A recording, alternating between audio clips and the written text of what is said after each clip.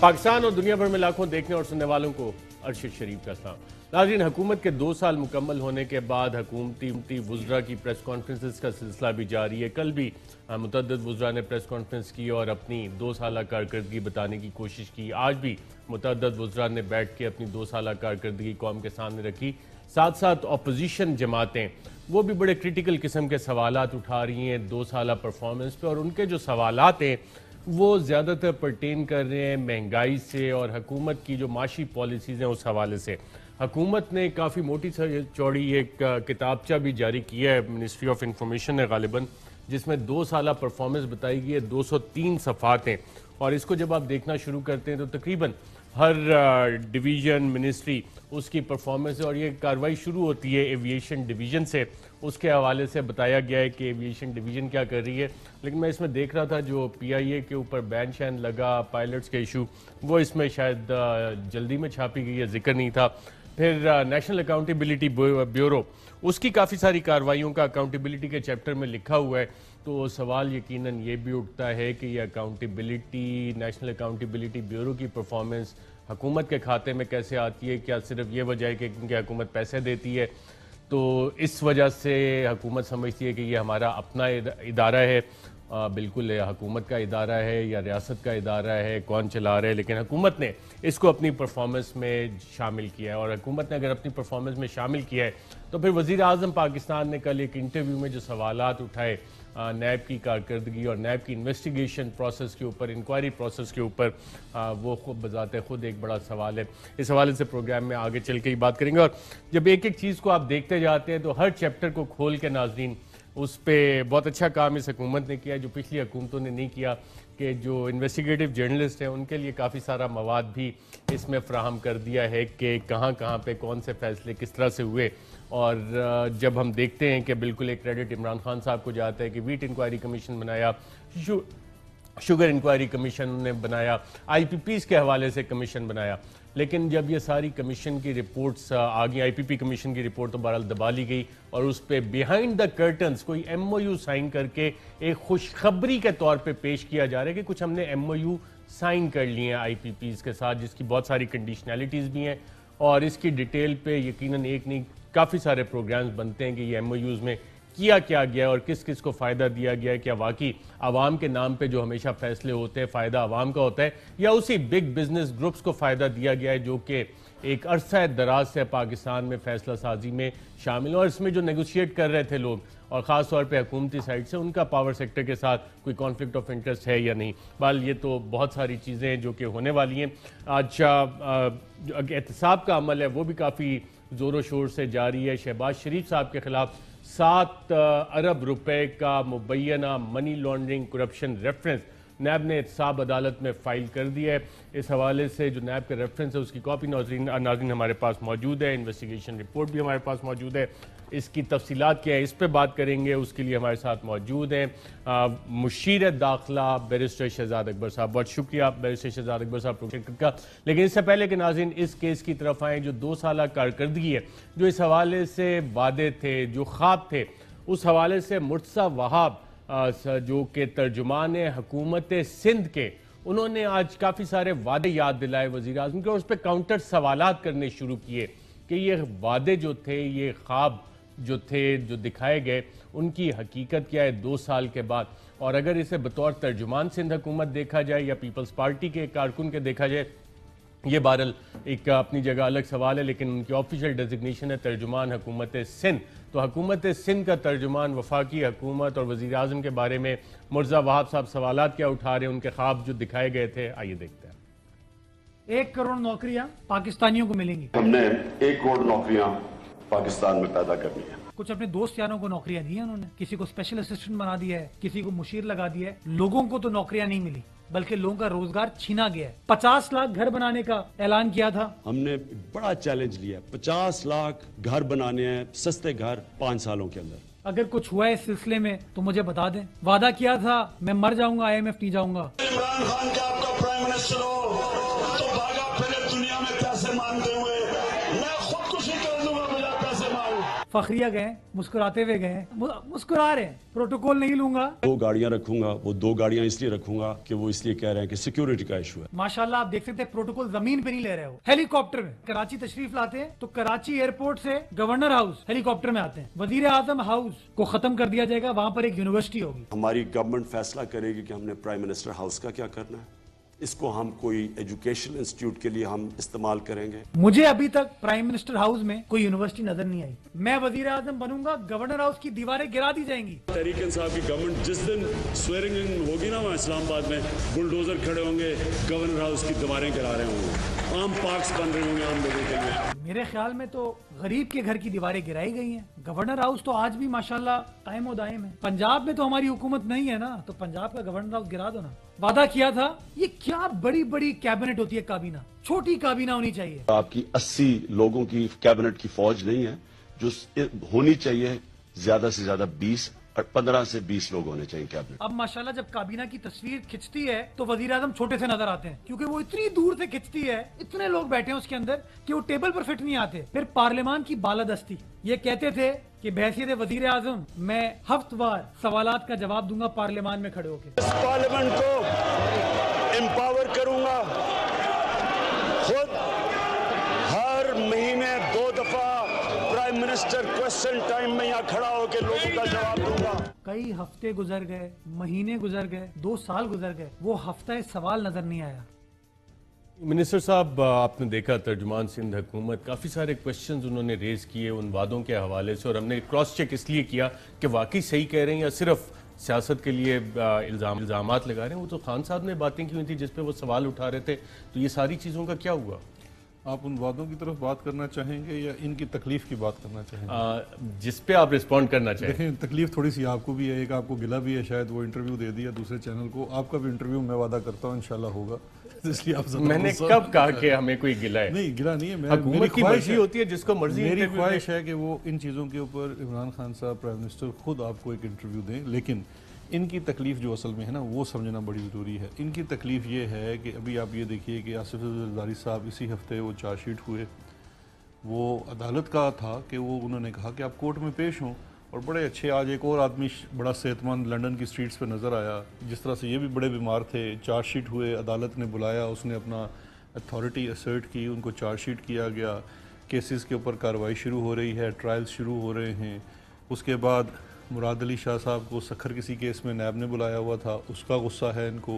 50,000 ton चीनी smuggle हो रही थी परसों सिंध पंजाब से, उसका गुस्सा है। इस गुस्से में खान साहब को, प्राइम मिनिस्टर को, उनके अपने किए हुए वादे याद करवा रहे हैं। गुस्सा उनको है तो उसके ऊपर वो एक नैरेटिव बिल्ड करना चाह रहे हैं। जहाँ तक वादों की बात है अरशद, तो ये एक प्रोसेस है। इमरान खान साहब का जो विज़न है पाकिस्तान के लिए, वो वही विज़न है जो उनके मैनिफेस्टो का हिस्सा था, जो शुरू दिन से था। चाहे आप फॉरेन पॉलिसी को देख लें, डोमेस्टिक पॉलिसी को देख लें, आप ईमानदारी से बताइए कि 70-72 साल से बिगड़े हुए निज़ाम को ओवरनाइट क्या ठीक किया जा सकता है। गवर्नर हाउस की मिसाल दी मैं इनको, आपको पता है लाहौर के गवर्नर हाउस की दीवारें जब गिरानी शुरू की थी कि कहाँ से स्टे ऑर्डर आ गया था? वो तो स्टे ऑर्डर आ गया था दीवार गिराने के ऊपर, कि ये एक आपका हेरिटेज है, आप इसकी दीवार नहीं गिरा सकते, आप इसको खोल नहीं सकते। क्या हमने गवर्नर हाउस को पब्लिक के लिए खोलने दिया था? नहीं था कि ये हेरिटेज और ये नेशनल एसेट्स हैं, बिल्डिंग्स हैं, ये लाइलमी में सारे एक्सपेरिमेंट बेसिस पे सारी चीजें हो रही थी। एक्सपेरिमेंट चीज़ों पे नहीं हो रही थी, गवर्नमेंट की कानून इंटेंशन का किसी को नहीं पता था। कानून देखें, ये कानून का तशरीह है ना। किसी इदारे ने अगर कोई तशरीह कर दी, हम अगर उससे एग्री नहीं करते तो हम उस इदारे के ऊपर चले जाते हैं। नहीं, सुन लेना, अपील में गए, हम उस इदारे के ऊपर हमला नहीं करते। योर हम एक्सीलेंसी ऑनरेबल मिनिस्टर साहब, जी वी गो इन बिल्कुल, अपील। जी बिल्कुल अपील में गए हुए हैं। वो मामला किधर है सब जुड़े, लाहौर हाई कोर्ट में सब जुड़े सब अच्छा, सब जुडिस है वो, वहाँ पे उसकी अपील है। लेकिन बात असल में ये है कि आप इदारों का एहतराम भी करते हैं, आप चीज़ को परसू भी करते हैं। बहुत सारे लोग, मैं ये भी कहने को तैयार हूँ कि बहुत सारे लोग ऐसे भी हैं जो नहीं इस चीज़ से एग्री करते। जो प्राइम मिनिस्टर साहब का विजन है कि ये वीआईपी कल्चर नहीं होना चाहिए, बड़ी बड़ी चीज़ें नहीं, इमारतें होनी चाहिए। वो हॉलैंड के वजीर आजम का जिक्र कर रहे थे, फिर साइकिल का, फिर हेलीकॉप्टर 55 रुपए किलोमीटर। देखिए, वो थोड़ा छोड़ मुर्सा वहाब साहब ने आज तर्जुमान हुकूमत सिंध, जो बात है हेलीकॉप्टर के इस्तेमाल करने की, उसके पीछे सबसे बड़ी वजह क्या है? کہ پرائم منسٹر اگر سرکاری جگہ استعمال نہیں کر رہا اور وہ ٹریول کرتا ہے، سیکیورٹی کنسرنز کے اوپر اس کے لیے پورا روٹ لگایا جاتا ہے، عوام تنگ ہوتی ہے، ان کے لیے تو ان کے بچوں کے لیے بھی روٹ لگایا جاتا تھا، اس چیز سے بچنے کے لیے اور عوام کو اس ڈسٹریس سے بچانے کے لیے وہ ہیلی کاپٹر پہ چلے جاتے ہیں. بہت اچھی بات ہے. یہ بالکل ٹھیک ہے. اب نون لیگ کا بھی دکھ سن لیتے ہیں اور سابق وزیراعظم بہت لمبا ہے. مفتاح اسماعیل صاحب نے بھی آج پریس کانفرنس کی اور چند انتہائی اہم سوالات اٹھائے. کیا سوالات اٹھائے معیشت کے حوالے سے آئیے دیکھتے ہیں. جو حکومت کرنٹ اکاؤنٹ ڈیفیسٹ کی بات کری ہے لیکن ایک پیسہ ایکسپورٹ کر نہیں بڑھا سکتی ہے، اس حکومت کی آپ بات کر رہے ہیں. ان کو تو یہ منہ چھپانا چاہیے. آپ آٹا مینج نہیں کر سکتے جب آپ چینی مینج نہیں کر سکتے. آپ نے کہا تھا 1 کروڑ نوکریاں دینے کا، آج تو ہم ڈر رہے ہیں یہ پوچھتے ہوئے. خان صاحب اگر اس چیز کا نوٹس لے لیں گے کہ 1 کروڑ نوکریاں دینی ہیں تو پھر 1 کروڑ نوکریاں اور چلے جائیں گی. کورونا سے پہلے 15 لاکھ لوگ جو تھے وہ بے روزگار ہوئے تھے. 15 لاکھ لوگ 1.5 سال میں. آپ کہہ رہے ہیں کہ ابھی عثمان بزدار کام سیکھ رہے ہیں تو بھائی 11 کروڑ کے صوبے میں آپ کسی کو لرنرز پرمٹ پہ رکھتے ہیں. ان کو آپ کیا تجویز دیں گے؟ ان لوگوں کو جو 40% ڈیویلیو کرنے کے بعد ایکسپورٹ نہیں بڑھا سکتے، جو 50 سے 100% بجلی کی قیمت بڑھانے کے بعد سرکولر ڈیٹ کم نہیں کر سکتے. شاہد عباسی صاحب، میں احسن اقبال، رانا ثنا، خواجہ سعد رفیق، خواجہ سلمان رفیق، حمزہ شہباز، مریم نواز، میاں نواز شریف، حنیف عباسی صاحب، میاں شہباز شریف، ہم سب تو جیل جا چکے ہیں. اور احسن اقبال نے یہ آفر کری ہے کہ اگر اس کو جیل میں ڈالنے سے چینی سستی ہو جائے گی وہ پھر جیل میں جانے کے لیے تیار ہے. جی منسٹر صاحب، آپ نے سنا مفتاح اسماعیل صاحب کوشچنز ریز کریں اکنامک پرفارمنس پہ. چلو کم از کم یہ بات تو آپ کیا نہیں ہمیں داد دینی پڑے گی کہ جو سوالات کرنے کا سلسلہ میں نے شروع کیا شہباز شریف سے، بار بار میں نے اس کی چیزوں کے سوالات کیے. اب وہ سندھ والا بھی اور یہ جو دوسرے صاحب ہیں یہ بھی کاپی کرنا شروع ہو گئے ہیں. ان کی تکلیف بھی ہے. ان کی تکلیف یہ ہے کہ اسلام آباد ہائی کورٹ نے ان کے جو انجہانی لیڈر ہیں یا پتہ نہیں روحانی پیشوا ہیں جو بھی ہیں، ان کو جو تاحیات نااہل ہو چکے ہیں ان کو مفرور بھی قرار دے دیا اسلام آباد ہائی کورٹ نے. ہم نے تو نہیں کہا تھا، خود ہی گئے تھے اسلام آباد ہائی کورٹ جا کے جی کہ ہماری بیل ایکسٹینڈ کر دیں. انہوں نے کہا آپ تو مفرور ہیں. آتے ہیں وہ ہائی کورٹ کا آرڈر بڑا انٹرسٹنگ ہے. اس کے بعد آپ آ جائیں شاہد خاقان عباسی صاحب کو. ان کو کیا تکلیف ہے؟ ان کو اور ان کے بیٹے کو اس میں نیب کیس میں چارج شیٹ کر دیا گیا. ایسٹس کا کیس بھی ان کے اوپر ایڈیشنلی فائل کر دیا گیا. مریم صفدر کے نئے کیسز سامنے آ رہے ہیں، اس میں سمن کیا جا رہا ہے. شہباز شریف کا ریفرنس جو ٹی ٹی کا منی لانڈرنگ کا ریفرنس ہے وہ فائل کر دیا گیا ہے. اور سب سے بڑا جو یہ سارے سب سے بڑا دکھ اکنامک انڈیکیٹرز پہ ابھی 1 منٹ آ جاتے ہیں. اور سب سے بڑا دکھ یہ ہے کہ جو یہ نیب کے اندر 34 ٹانکے لگانا چاہتے تھے، جو این آر او پلس ہے، وہ بھی ہم دینے سے انکار کر رہے ہیں. یعنی کہ ساری جو آپ کی کارکردگی، اور دونوں دن میں دیکھ رہا تھا آپ نے پریس کانفرنس نہیں کی اس حوالے سے، اور اکاؤنٹیبلٹی کا چیپٹر نیب کے کھاتے میں، یہ ساری کاروائیاں چپ چاپ کر کے آپ نے ڈالی ہے جس وجہ سے ان دونوں کو تکلیف ہے. میں نے تو کوئی اور جوابات عمران خان صاحب کو دینے پڑ رہے ہیں. میں صرف مشورہ دیتا ہوں جو اکنامک انڈیکیٹرز کی بات ہے، مجھے یہ تو فگر فجنگ کے ماسٹرز ہیں. آپ انڈیپینڈنٹ اکنامک انڈیکیٹرز دیکھ لیں، امپروومنٹ ہے. آپ اپنے ڈیفیسٹ کو دیکھ لیں، اس وقت کہاں کھڑے ہیں، کووڈ کے اوپر دنیا کی کیا پوزیشن ہے، اور گیون کووڈ ہمارے اکنامک انڈیکیٹرز کیا ہیں. انڈسٹری کو دوبارہ سے اوپن کر دیا گیا ہے. آپ کی ایکسپورٹ بڑھی ہے، یہ بالکل جھوٹ بول رہے ہیں. آپ ہمارے اکنامک ٹیم کو بلا کے پوچھ لیے، آپ کی ایکسپورٹ ان ریئل ٹرم پہلے والیوم بڑی تھی، بعد میں یہ تو نون لیگ کی تکلیف ہو گئی، پیپلز پارٹی کی ہو گئی. بقول آپ کے جو مرسا وہاب ترجمان حکومت سندھ نے کچھ عوام کی تکلیف کا بھی ذکر کیا اور ایک موازنہ پیش کیا 2018 اگست کا اور 2020 کا. کیا موازنہ پیش کیا جو کہ شاید عوام کا دکھ ہے اس وجہ، جس کی کل کابینہ اجلاس میں بھی بات ہوئی. مہنگائی کی اسد عمر صاحب بھی اسے ایکسیپٹ کرتے ہیں، پبلکلی آن ریکارڈ ایکسیپٹ کیا. کیا بات کی، آئیے دیکھتے ہیں. جو صورتحال اگست 2018 میں تھی اور جو سچویشن آج اگست 2020 میں، اس کا موازنہ میں آج آپ کے سامنے رکھنا چاہتا ہوں. اگست 2018 میں آٹے کی 20 کلو کی بوری 778 روپے کی تھی، آج وہ بیگ 1010 روپے کا ہو گیا، 29% اضافہ ہوا ہے. چینی اگست 2018 میں 55 روپے کلو تھی، آج وہ 102 روپے کلو ہے، 78% چینی کی قیمتوں میں اضافہ ہوا ہے. مرغی 2018 اگست میں 114 روپے کلو، آج وہ 194 روپے کلو مل رہی ہے، 70% مرغی کی قیمتوں میں اضافہ ہوا. کھانے پکانے کا جو تیل ہے 941 روپے کا پیکٹ ملتا تھا 2018 اگست میں، وہ آج 1269 روپے کا ہے، 35% اضافہ दाल पाकिस्तान में 112 रुपए किलो अगस्त 2018 में थी, आज उसकी एवरेज प्राइस है 247 रुपए किलो, 112% इजाफा हुआ है। सर्कुलर डेट गर्दिशी कर्जे 1.04 खरब रुपए था अगस्त 2018 में, जो आज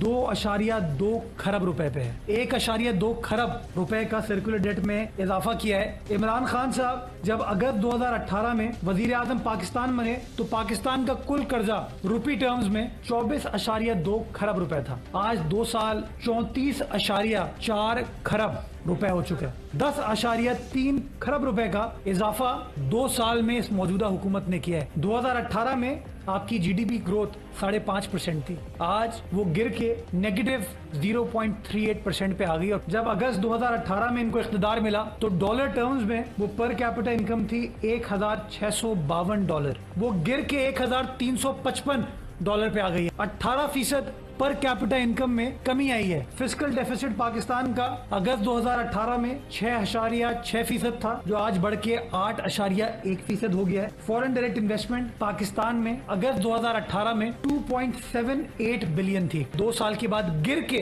$2.5 बिलियन पर आ गई। जब अगस्त 2018 में इनको इख्तिदार मिला तो रुपी का डॉलर के मुकाबले में रेट 124 रुपए था, जो कि बढ़ के इस वक्त 168 रुपीज पे है। 2018 में रेवेन्यू कलेक्शन बजाय इसके कि टैक्स कलेक्शन बढ़ती 2019 में 3.84 खरब रुपए से गिर के 3.28 खरब पे हो गई। इन्होंने इनिशियली अपना जो टैक्स का टारगेट दिया था तो वो था 5.5 ट्रिलियन रुपीस। कलेक्ट कितना किया 30 जून 2020 को? 3.96 खरब, 1.5 खरब अपने टारगेट से कम अचीव किया इन लोगों ने। 17 अगस्त 2018 पाकिस्तान स्टॉक एक्सचेंज का इंडेक्स था 42,446, जो कि इनके इख्तिदार के दौर में गिरकर 27,228 पॉइंट्स तक पहुंचा।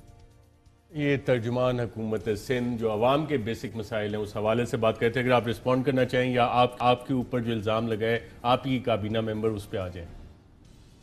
मैं इस पर क्विकली रिस्पॉन्स कर देता हूँ। देखिए, 2 चीज़ें हैं।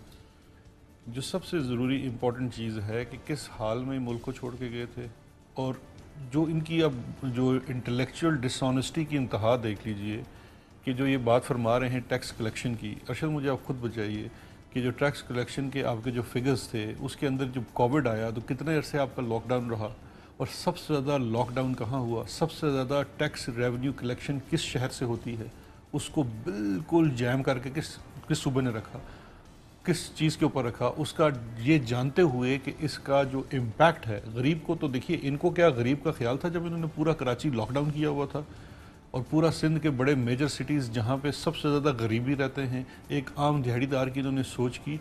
क्या इन्होंने जो उसकी फिर कोविड के ऊपर जो खर्चा किया वो एक बड़ी लंबी दास्तान है। और उसके बाद मुझे ये बताइए, आटे का क्राइसिस, सिंध हुकूमत का किरदार मैं समझता हूँ इतना गैर इंसानी किरदार है, अखलाकी तो छोड़ दीजिए, अभी तक अपनी वीट रिलीज़ नहीं कर रहे हैं, जिसका सारा बर्डन पंजाब के ऊपर पड़ रहा है। पंजाब वीट की प्राइसेस को मैनेज करने के लिए वो स्मगल होगी अफगानिस्तान। पंजाब की देखिए, जो आपके काफी अच्छी वीट प्रोड्यूस की थी, जो आपके वीट कमीशन की रिपोर्ट भी थी, इंक्वायरी कमीशन की रिपोर्ट थी, उसने आप ही ने पकड़ी थी, वो उसने इंडिकेट किया था कि नेक्स्ट ईयर आप चूँकि डबल करेंगे तो आपके यहाँ क्राइसिस आएगा। उसकी वजह से क्राइसिस के लिए केटर नहीं किया था उस वक्त, क्राइसिस के लिए केटर किया हुआ था, लेकिन क्राइसिस के ऊपर देखिए पिछले दफ़ा सिंध ने क्या किरदार अदा किया था? सिंध ने कोई गंदम प्रोक्योर नहीं की थी। इस दफ़ा सिंध ने क्या किरदार अदा किया? सिंध ने प्रोक्योर की, रिलीज़ नहीं कर रहा। प्राइम मिनिस्टर साहब को तो दुख है, इनको क्या दुख है? प्राइम मिनिस्टर साहब तो खुद, अब मुझे एक बात बताइए, प्राइम मिनिस्टर तो इसके प्राइसेस के ऊपर हफ्ते में 2 से 3 दफ़ा मीटिंग लेते हैं, जिसमें तमाम चीफ सेक्रेटरीज भी होते हैं एक फिगर्स के ऊपर, और हम इन सिंध वालों की लिटरली मिन्नतें कर रहे हैं कि आप वीट रिलीज़ कर दीजिए, एक प्रीटेक्स या दूसरे प्रीटेक्स के ऊपर वो वीट रिलीज़ नहीं कर रहे। चीनी, मुझे ये बात बताइए, वो कहते हैं चीनी बड़ी, सिंध में कोई मसला नहीं है चीनी का, और जी कीमत भी सारी सेम है, स्टेबल है, तो फिर चीनी यहाँ से सिंध क्यों जा रही है? कुत्तों की नहीं बनती ना, कोई लॉजिक ही नहीं बनती। लेकिन अगर आप इस चीज़ पे तुले हुए हैं कि आपने इस हुकूमत को नहीं चलने देना, तो वो तो सारे वाज़े इशारे मिलते हैं। लेकिन अल्लाह का शुक्र है कि इस क्राइसिस की सिचुएशन में भी जो प्राइम मिनिस्टर की क़यादत में इनके तमाम डिज़ाइंस फेल हो रहे हैं, और इनका जो अल्टीमेट डिज़ाइन है NRO +++ का, वो किसी भी सूरत कामयाब नहीं होगा, ये चाहे जिसके मर्ज़ी दरवाजे खटखटाते रहें।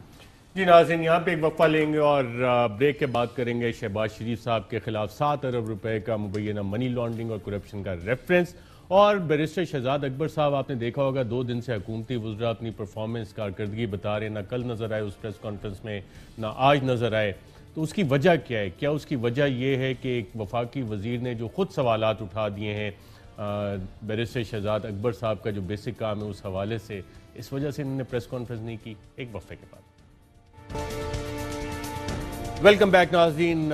شہباز شریف خاندان کے خلاف نیا ریفرنس 7 ارب روپے کا، اس کی تفصیلات کیا اس پہ بھی بات کرتے ہیں، لیکن اس سے پہلے مشیر داخلہ اور وزیر اعظم کے مشیر برائے احتساب بیرسٹر شہزاد اکبر کے کام کے حوالے سے ایک وفاقی وزیر نے 2 سالہ کارکردگی پہ ایک سوال اٹھایا. کیا سوال اٹھایا؟ آئیے دیکھتے ہیں. اگر میرے خیال میں لوگ بولیں کہ یار وہ کیا ایک لفظ ہے جس کی وجہ سے وزیر اعظم بن گیا عمران خان، اور 22 سال کی جدوجہد کس کے بارے میں تھی؟ وہ احتساب کے بارے میں تھی. لیکن میرے خیال میں ہم نے اس کا بیانیہ جو ہے نا وہ ٹھیک طریقے سے ہینڈل نہیں کیا. این آر او مانگ رہی تھی اپوزیشن پہلے دن سے، اور وہ پہلے کہتے رہے 2 سال کون سا این آر او، ہم نے کس سے مانگا؟ آخر وہ 34 شک کے ذریعے احتساب بل کے سب پاکستان کے سامنے آ گیا کہ ان کو کیا این آر او چاہیے. لیکن ہم تو صرف یہ، عمران خان تو صرف یہ کر سکتا نا اداروں کو آزاد چھوڑ دیں کہ بھائی آپ آزاد ہیں، جس کے اوپر کام کرنا چاہتے ہیں آپ کریں. تو اس کی وجہ سے ذرا سا ایک ہمیں یہ ضرور لگا ہے کہ ہمارا جو سپورٹر ہے وہ کہتا ہے جی کہ چور تو ابھی بھی ان کو سزائیں نہیں ہوئی ہیں. چوروں کو سزائیں نہیں ہوئی؟ نہیں، جو دیکھیں اسد عمر نے بات کی ہے وہ ہمارے سینئر بھی ہیں، لیڈر بھی ہیں، اور بڑی درست بات کی ہے کہ بیانیہ، کہ احتساب کا بیانیہ شاید ہم اس طرح سے بلڈ نہیں کر سکے ہیں کہ چور ہم نے پکڑ تو بھی دیے ہیں، نشاندہی بھی ان کی کر دی ہے، لیکن ابھی تک ہم ان کے سپورٹرز کو یہ کنونس کرنے میں کامیاب نہیں ہوئے کہ آپ کے لیڈر چور ہیں. بیانیہ بلڈ کرنے کا مطلب تو یہی ہوتا ہے. جہاں تک اس کی یہ وجہ تو نہیں کہ آپ این آر او خود ہی آپ دیتے رہے؟ نہیں، دیکھیں آپ نے دیا این آر او؟ کون سا ہم نے این آر او دے دیا؟ وفاقی وزیر شیخ رشید صاحب آج ناظرین ندیم ملک صاحب کے پروگرام تھے، اور انہوں نے باقاعدہ طور پہ یہ بات کہی کہ نواز شریف صاحب ایک انڈرسٹینڈنگ کے تحت باہر گئے. وفاقی وزیر شیخ رشید صاحب، اور کیبنٹ کولیکٹیو رسپانسبلٹی ہوتی ہے ڈیسیجنز کی، لیکن جو انفارمیشن دے رہے ہیں شیخ رشید صاحب انتہائی اہم ریولیوشن کر رہے ہیں. آئیے دیکھتے ہیں. نواز شریف ایک انڈرسٹینڈنگ کے ساتھ باہر گیا جو کہ عمران خان کو سمجھ نہیں آئی. عمران خان کو اس وقت سمجھ آئی جب وہ جہاز میں بیٹھ کے جا چکے تھے. صحیح کہہ رہے ہیں. یہ کیسے ممکن ہوا منسٹر؟ دیکھیں شیخ رشید صاحب ہمارے سیاسی اتحادی ہیں، اور ان کا سیاسی ایکیومن جو ہے وہ مجھ سے تو بہت زیادہ ہے، اور یہ بات بھی جو وہ کر رہے ہیں وہ سیاسی کر رہے ہیں. انڈرسٹینڈنگ سے گئے ہیں. وہ انڈرسٹینڈنگ تو اب میں بھی کہتا ہوں کہ اس لیبارٹری والے کے ساتھ تھی جس کے ملٹیپل ٹیسٹ کے اندر ان کے انڈرسٹینڈنگ دیکھیے جس کسی نے بھی کی، اب انہوں نے کی، ان کے کوئی آگے کارندے تھے یا کوئی اور لوگ ملوث تھے. آپ کو میرے خیال لگتا ہے کچھ علم ہوگا کس نے کی ہے؟ نہیں، دیکھیں مجھے کوئی اس قسم کی چیزوں کا علم نہیں ہوتا. ڈاکٹر شہباز گل وہ ای ڈی ٹی اے کچھ نام بتاتے ہیں، اور وہ اس وقت ترجمان تھے وزیر اعلیٰ کے. دیکھیں جو کچھ بھی ہوا، ایک چیز جو ریکارڈ پہ دیکھیں، ایک اسپیکولیشن ہے نا، مجھے نہیں پتا کہ کیا انہوں نے کیا ہوگا، لیکن جس طرح سے ان کا کیس پلیڈ ہوا میڈیکل بورڈ کے سامنے، ٹیسٹ رپورٹس آئی، اس سے تو یہ تھا کہ اگر یہ لنڈن نہیں جاتے تو بس قیامت آ جائے گی. اور شیخ رشید صاحب نے ایک اور بھی اس کے آگے بات کی. ندیم ملک صاحب نے سوال کیا تھا اور جواب کیا آیا، آئیے دیکھتے ہیں. تو لیکن وہ جو انڈرسٹینڈنگ ہے اس کی نوعیت کیا ویسی ہے جو پرنس مکرن نے آ کے کاغذ لہرا کے دکھائے تھے؟ دیکھیں سیاستدان ہوتا ہے، فوجی سادہ ہوتے ہیں. فوجی اتنے چلاک نہیں ہوتے جتنے پاورفل ہوتے ہیں، وہ افیکٹو ہوتے ہیں اور اثر انداز ہوتے ہیں، لیکن سیاستدان بڑا چلاک ہوتا ہے فوجی کے مقابلے. کوئی کاغذ پتر پہ لکھ کے تحریر کر کے؟ اگر کاغذ پتر کی تحریر بھی اس نے نہیں بنائی، وہ کہتا تھا دکھاؤ مینوں، میں تے 2 سال نہیں کیا سی میں باہر جاؤں گا، اور گئے وہ 10 سال کے لیے. اس کا کیا مطلب ہے؟ پرنس مکرن والی انڈرسٹینڈنگ ہے؟ یہ میرا خیال ہے کہ شاید وہ مشرف والی کی بات کر رہے ہیں جو سعد حریری والی تھی، اور وہ فوجی سے یہاں پہ ان کی شاعر کی مراد جو ہے شاید مشرف صاحب ہے. اور وہ بالکل میں سمجھتا ہوں کہ وہ بیچارے بڑے سادے تھے، کیونکہ انہوں نے جس طریقے سے ان کو جانے دیا اور وہ سب کچھ کرنے دیا وہ بالکل سامنے ہے قوم کے. اور بیچارے پھنسے بھی اس دن جس دن انہوں نے ان کے ساتھ این آر او کر لیا. شعر کی تشریح ہمارا اردو میں ایک مضمون ہوتا تھا، اور اس میں نمبر بھی میرے تو ہمیشہ کم آئے ہیں، شاید آپ کے زیادہ آتے ہوں گے، اور شاعری کا مطلب آپ سمجھ ہی گئے ہیں، شاید بتانا نہیں چاہ رہے، تشریح کرنا نہیں چاہ رہے. شہباز شریف صاحب کے خلاف ریفرنس دائر ہو گیا ہے، اور میں اس ریفرنس کی چند چیزیں دیکھ رہا تھا. 7.3 بلین کی مبینہ منی لانڈرنگ یہ ثابت ہو جائے گی؟ دیکھیں دو چیزیں ہیں. ایک تو سب سے پہلی بات یہ ہے قوم کو کم از کم آج اس چیز کا کریڈٹ دینا چاہیے کہ وہ جتنی پریس کانفرنسز میں نے شہباز شریف کے اوپر کی اور جتنی ان کے اوپر سوالات اٹھائے, جن لوگوں کے نام لیے, ان سب کی یہ پوری چیز اب ایک پورے پروسیس سے گزر کے انویسٹیگیشن ہو کے ایک ریفرنس فائل ہو گیا. میں یہ سمجھتا ہوں یہ 7 ارب روپے وہ ہیں جو 100% ثابت ہوتے ہیں. میری نظر میں یہ ایک واحد کیس ہے جو ڈاکومنٹری ایویڈنس کا کیس ہے. اس میں یہ گواہی نہیں ہے کہ ارشد شریف گواہی دے رہا ہے یا شہزاد اکبر گواہی دے رہا ہے کہ جی میں نے دیکھا تھا یا سنا تھا کوئی ہیر سے. نہیں, یہ سارا کا سارا ڈاکومنٹری ایویڈنس پروون کیس ہے, اوپن اینڈ شٹ کیس ہے. تو اس سلسلے میں تو میں سمجھتا ہوں کہ یہ بڑی بری طرح سے پھنس گئے ہیں. اس کے کیس کے اندر میں دیکھ رہا تھا کوئی 4 یا 5 تو اپروورز بھی ہیں, یعنی کہ جو ان کے خلاف گواہ بن گئے ہیں انہی کے لوگ 4 اپروورز ہیں. تو اب اس چیز کے اندر جو یہ بڑا ایک اسٹریٹ فارورڈ کیس ہے. اور اب اگر دیکھیے شہباز شریف سارے زندگی کہتے رہے جی دہلی کی کرپشن, یہ تو 7.5 ارب روپے کی منی لانڈرنگ انہوں نے اس کے اوپر کیس آ گیا ہے. والیومز ہیں, مجھے پتہ نہیں ہے کہ اس کے ٹوٹل کتنے والیومز ہیں. کافی سارے 55 والیوم میں اس کے اطلاعات آئی ہیں, نیب ذرائع سے پتہ لگا ہے. میں نے بھی سنا ہے کہ 22,000 صفحات نیب افسران بتا رہے تھے, کیونکہ جب ہم نے ان سے کاپی مانگی انہوں نے کہا جی بہت ساری کاپی والیومز ہیں اس کے. اب اتنے زیادہ ثبوتوں کے ساتھ جب چیز سامنے آ گئی ہے تو as leader of opposition Shehbaz Sharif صاحب پہ یہ فرض بنتا ہے کہ وہ اپنا دامن صاف کریں اور وہ خود جا کے درخواست دیں کہ میرا ڈے ٹو ڈے ٹرائل کیا جائے. بے شک اوپن ٹرائل کیا جائے, لائیو ٹیلی کاسٹ کیا جائے, جو ان کے دوسرے ایک پارٹی کے ہیں شاہد خاقان کہتے ہیں. تو لیڈر بھی اپنے ایک چھوٹے اس سے سبق حاصل کریں اور کہیں کہ جی اس کا ڈے ٹو ڈے ٹرائل کریں. ایک صاحب Muhammad Usman general manager finance شریف رمضان شوگر مل میں اپوائنٹ ہوئے 2005. انہوں نے کافی سارے بیانات اس حوالے سے دیے, نیب کو انفارمیشن شیئر بھی کیا انہوں نے. اور جتنی انفارمیشن یہ Muhammad Usman general manager finance سے آئی ہے جو بتا رہے ہیں کہ کس طرح سے وہ ارینج کرتے تھے, ریمیٹنسز ارینج کرتے تھے ٹی, یہ عدالت میں ثابت ہو سکیں گے, فول پروف ہے؟ جی یہ بالکل ثابت ہو سکیں گے, کیونکہ اس کیس میں اگر آپ کو یاد ہو ارشد تو عثمان جو ہے سی ایف او شاید آخر میں اریسٹ ہوا ہے. یہ کافی عرصہ مفرور رہا, انڈر گراؤنڈ تھا, لیکن جب یہ اریسٹ ہو گیا اور اب یہ جو ریفرنس کے اندر چیزیں سامنے آ گئی ہیں وہ بڑی واضح ہیں. اس کے اندر جو ڈاکومنٹری ایویڈنس ہے وہ کورابریٹ کرتا ہے اس کے بیان کے ساتھ. کیونکہ دیکھیے جو ایک بندہ جو پاپڑ والا تھا, منظور پاپڑ والا, اس کا بیان ہے کہ جی ہمیں تو نہیں پتہ, یہ ہمیں فلاں صاحب جو تھے وہ بوریاں دیتے تھے تو ہم بوریاں جا کے وہ ایک فلاں بندے کو دے دیتے تھے. وہ فلاں بندہ کون تھا, وہ آگے سے وہ ٹی ٹی لگوانے والا شخص تھا. بوری دینے والا بندہ کون تھا, محمد عثمان تھا. اس کا کام کیا تھا, وہ چیف فائنینشیل آفیسر تھا یا جنرل مینیجر فائنانس تھا. اس کے بعد وہ جو پیسے دیے جاتے ہیں اور اسی ریفرنس سے پیسے ٹی ٹی لگ کے آتے ہیں. مثال اس کے اندر ایک اور آفتاب نامی شاید ایک شخص ہے جو ادھر یو کے میں جس کی منی ایکسچینج کا کام تھا اور وہ وہاں سے ٹیٹیاں لگاتا تھا, اس کا بیان بھی موجود ہے. اور اس کے ساتھ ساتھ اس کا پورا وہ ایک فائنینشیل ریکارڈ ہے کہ اس کی کمپنی سے ٹی ٹی لگتی ہے, منظور کے نام پہ ٹی ٹی لگتی ہے, آتی ہے حمزہ شہباز علی سے جن کا دوسرا سلمان شہباز یا ان کی بیگم صاحبہ کے نام پہ ٹی ٹی لگتی ہے. وہ اکاؤنٹ میں آ کے پیسے گرتے ہیں, ساری کیش کے اوپر ٹیٹیاں لگتی ہیں اور وہ ساری کی ٹیٹیاں جو ہیں وہ فیک بھی ثابت ہوتی ہیں, یعنی کہ انسٹرومنٹ آف منی لانڈرنگ کے طور پہ استعمال ہوئی ہیں.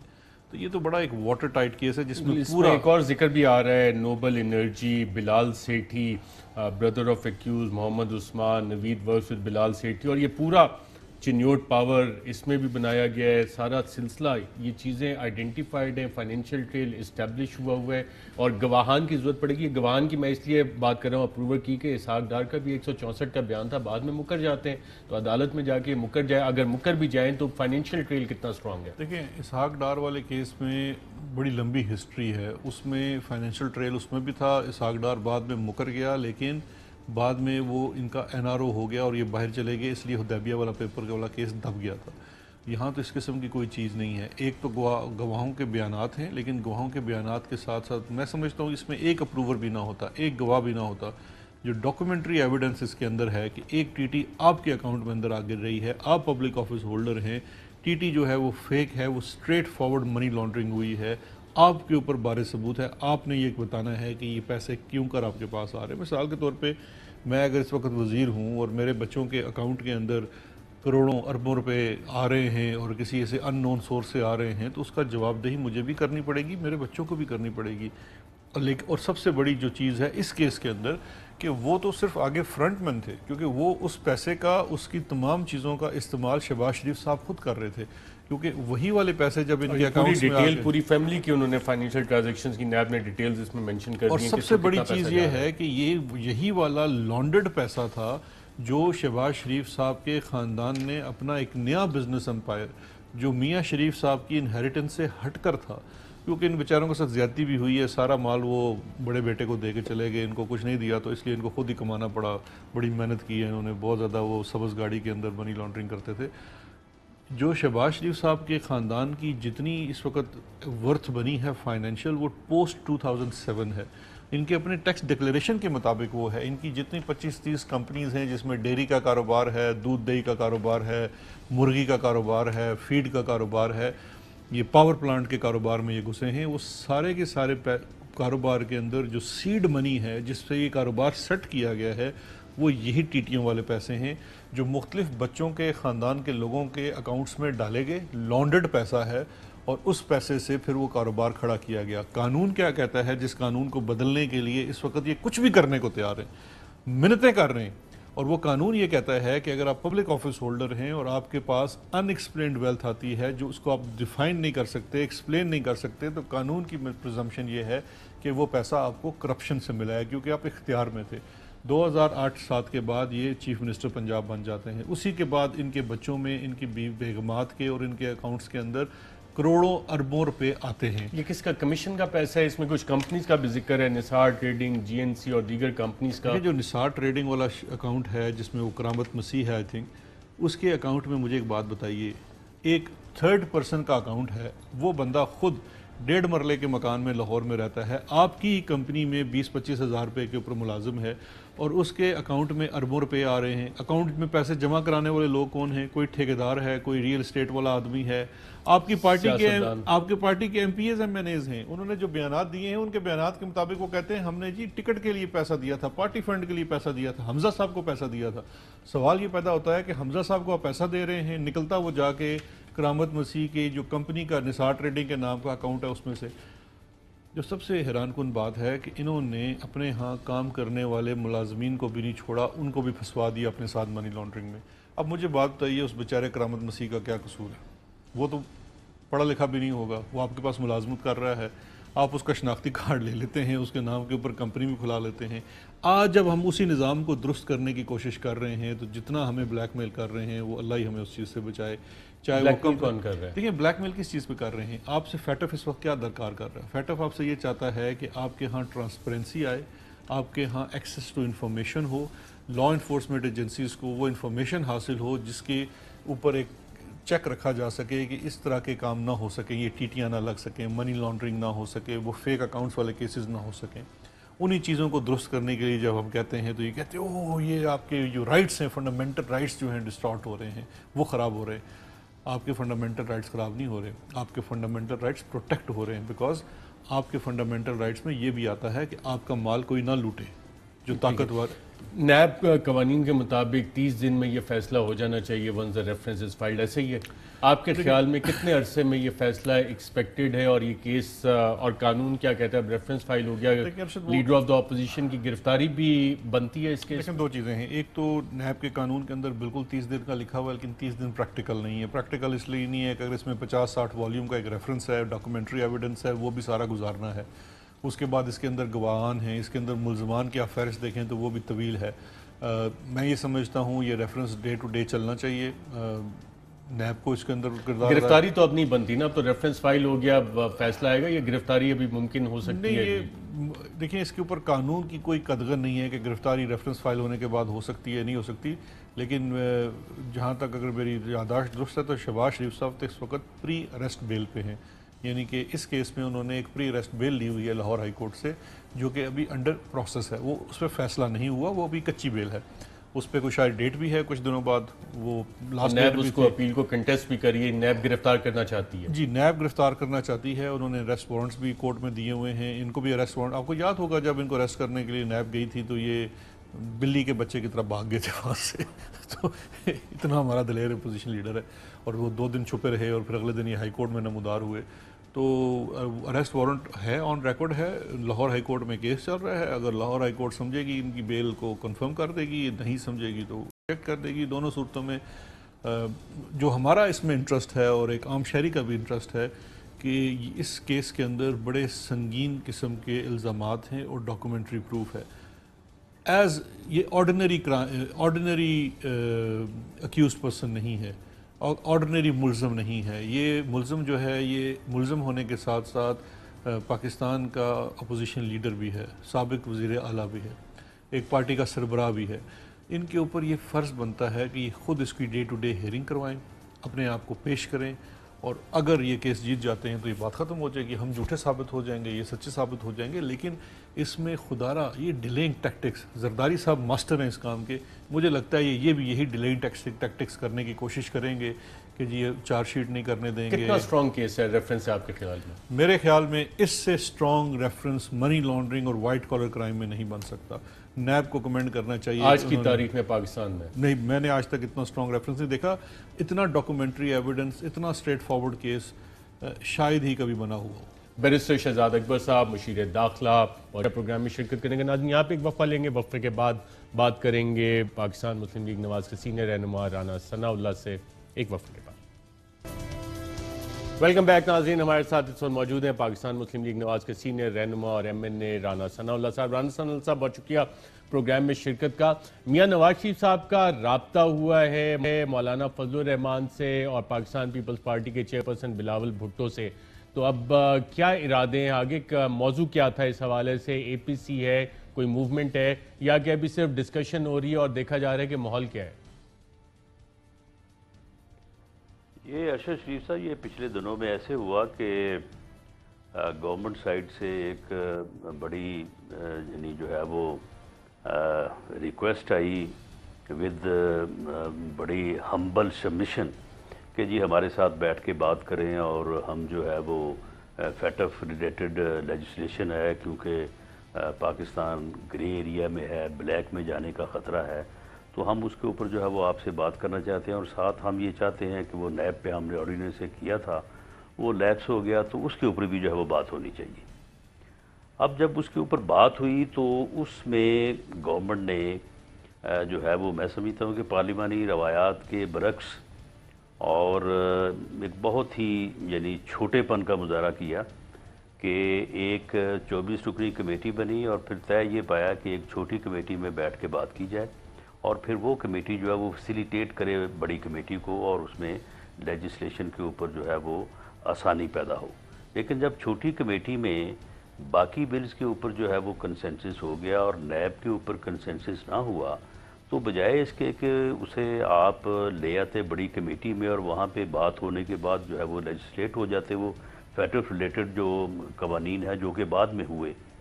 لیکن شاہ محمود قریشی صاحب نے ایک ایسی سپیچ کر دی کہ جی ہمیں بلیک میل کیا جا رہا تھا، ہمارے ساتھ بڑی زیادتی ہو رہی تھی، ہم وہاں سے بھاگ آئے ہیں، اور وہ یہ ہے کہ ہمیں سے NRO مانگا جا رہا ہے. حالانکہ بھائی اسپیکر ہاؤس میں میٹنگز ہوتی رہی ہیں، رات وہاں پہ 5-5 گھنٹے بیٹھے رہے ہیں، تو اسپیکر ہاؤس میں ہم کو یہ تو ہو گیا. تو میاں نواز شریف صاحب اب کیا بات چیت کر رہے ہیں بلاول بھٹو سے؟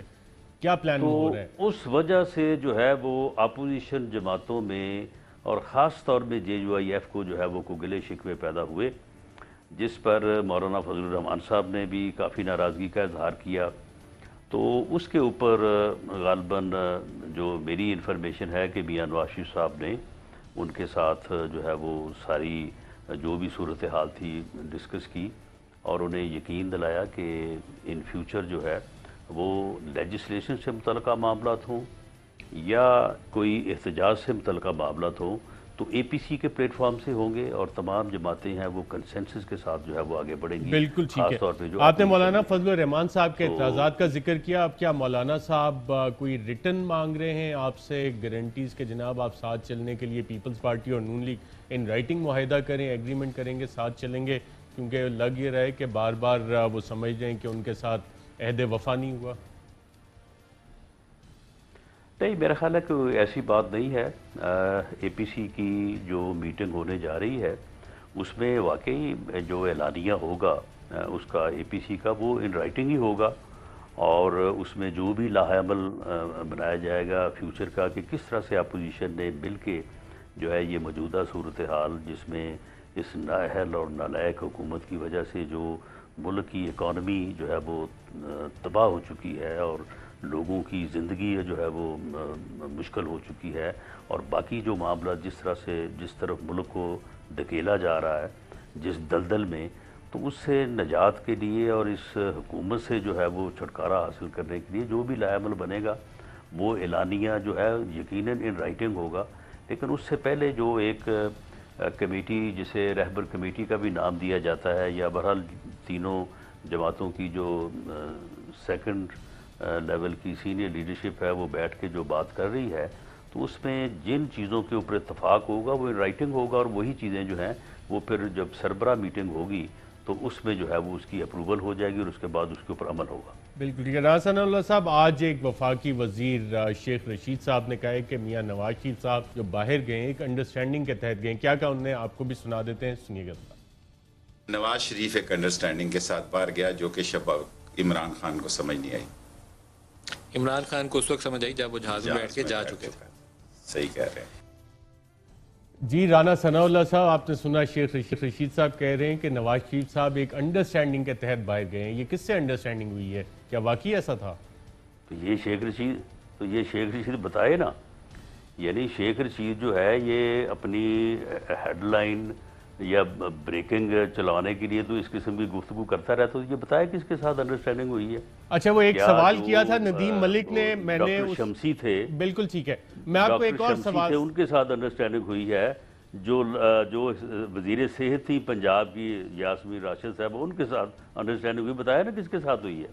ٹھیک ہے، اچھا ندیم ملک نے اس پہ فالو اپ یا وہ جو ڈاکٹر صاحب ہیں جو وہ حوروں والا انجیکشن لگاتے ہیں، عمران خان صاحب بتا رہے تھے، اس کے ساتھ انڈرسٹینڈنگ ہوئی ہے، کیونکہ وہی انہوں نے آ کے کہا تھا نا وزیر اعظم صاحب نے کہا تھا کہ وہ میں نے اپنے ڈاکٹرز کی ٹیم بھیجی ہے، اس نے آگے مجھے بتایا واقعی بات۔ اچھا رانا ثناء اللہ صاحب کو علاج کے لیے جو ہے وہ بھیجا جانا چاہیے۔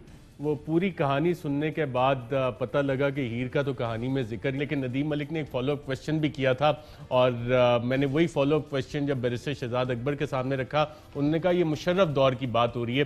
میں آپ کو بھی سوال جواب سنا دیتا ہوں اور آپ کی بھی رائے اسی حوالے سے لیتے ہیں۔ تو لیکن وہ جو انڈرسٹینڈنگ ہے اس کی نوعیت کیا ویسی ہے جو پرنس مکرن نے آ کے کاغذ لہرا کے دکھائے تھے؟ دیکھیں، سیاستدان ہوتا ہے، فوجی سادہ ہوتے ہیں، فوجی اتنے چلاک نہیں ہوتے جتنے پاورفل ہوتے ہیں، وہ افیکٹو ہوتے ہیں اور اثر انداز ہوتے ہیں، لیکن سیاستدان بڑا چلاک ہوتا ہے فوجی کے مقابلے۔ کوئی کاغذ پتر پہ لکھ کے تحریر کر کے، اگر کاغذ پتر کی تحریر بھی اس نے نہیں بنائی، وہ کہتا تھا دکھاؤ مینوں، میں تے 2 سال نہیں کیا سی میں باہر جاؤں گا، اور گئے وہ 10 سال کے لیے۔ جی رانا ثناء اللہ صاحب، اس شعر کی تشریح آپ کرنا چاہیں گے؟ دیکھیں، اس شعر کی تشریح تو انہی کو کرنی چاہیے جن کو یہ بیوقوف کہہ رہا ہے، اور میرا خیال ہے کہ وہ کریں گے بھی، اور اس کی اب ویسے میرا خیال ہے کہ اس کی اپنی تشریح بھی جو ہے نا وہ ہونے والی ہے اور وہ ہونی چاہیے۔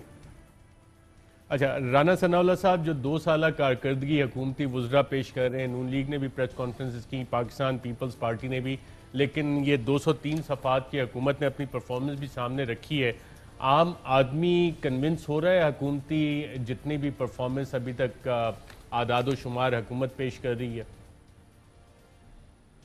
ارشد شریف صاحب، آپ یقین جانیں، خدا کی قسم لوگ اتنی گالیاں دے رہے ہیں نا، عام آدمی سڑک پہ چلتا ہوا بھی، کوئی کاروباری آدمی، کوئی یعنی جو ہے وہ اپر کلاس سے ہے، لوئر کلاس سے ہے، مڈل کلاس سے ہے، لوگ گالیاں دے رہے ہیں ان کو کہ یار ان کو اتنی بھی سمجھ نہیں ہے کہ کس طرح سے انہوں نے 2 سالوں میں ملک کا بیڑا غرق کر دیا ہے، لوگوں کے کاروبار بند کر دیے ہیں، لوگ بے روزگار کر دیے ہیں، لوگوں کا برا حال کر دیا ہے۔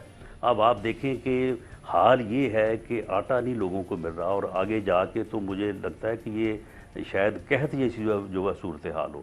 چینی 110 روپے کی ہو گئی ہے، پیٹرول جو ہے وہ ڈبل ہو گیا ہے، یعنی لوگوں کو کوئی چیز جو ہے، مہنگائی اس قدر ہو گئی ہے کہ لوگوں کا 2 وقت جو ہے وہ اپنا گزارا بھی مشکل ہوتا جا رہا ہے. کافی لوگوں کا رانا ثناء اللہ پروگرام میں شرکت کا بہت شکریہ. ناظرین آج وقت کی کمی کی وجہ سے پولیو میں جو ڈبیکل ہوا اس حکومت کا اس پہ آج بات نہیں کر سکے. انشاءاللہ فالو اپ پروگرام میں بات کریں گے. آج کے پروگرام میں اتنے اجازت دیجیے گا. اللہ